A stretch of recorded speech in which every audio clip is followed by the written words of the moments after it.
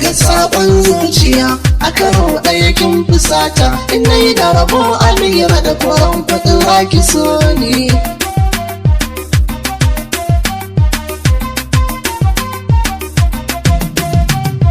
Yar makaranta Amira ga kyau ga tarbiya, ga kin tafiya abin ki ta makarya wa hainiya. Kallo ɗaya na yi maki sai kika kalkaɗa zuciya, ga kallon fuskar ki yana haskaka zuciya. Murmushin ki da kin kai sai kika sacin zuciya.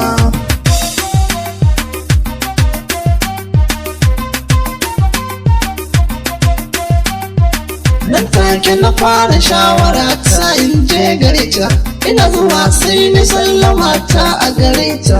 Sai na amsan sallama ta abin da ya burge ni, muryar ta kamar sarewa nan take ta rudani.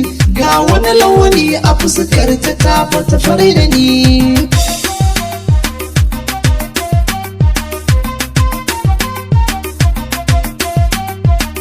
Ina matsowa a gefen ta zance na kudi, sai da murmushi gare ta tamkar wani jarumi.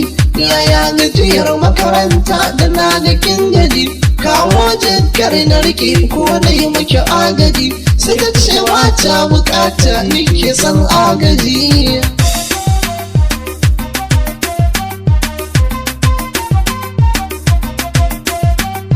Sai da dariya na ce na nike son agaji, sakon zuciya na kawo domin na fitar da shi. Sai ta murmushi ta ce guwa za ka fitar da shi, sai da ce mun kyakkyawa Amira za ni fitar da shi.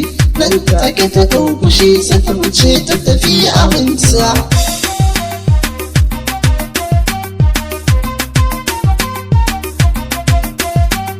Sai na tare Amira cikin matuƙar mamaki, hawayen biya Amira ni fa akan ki nake taraki. Sai ta ɗago ta kalle ni cikin matuƙar mamaki, ta ce wata soyayya fuskar ta tana ta shauki. Hawayen riga ta Amira kwaron kwaɗi za ki so ni. Allah Amira Da kwaron kwaɗi za ki so ni. Ya gani ya ci na kina zo. Hawa ya Amira ki so ni da Allah Amira, ni Amira za ki so ni.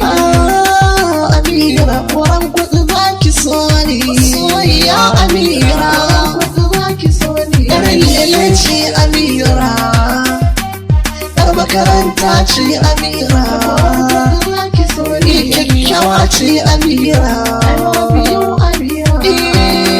Amira.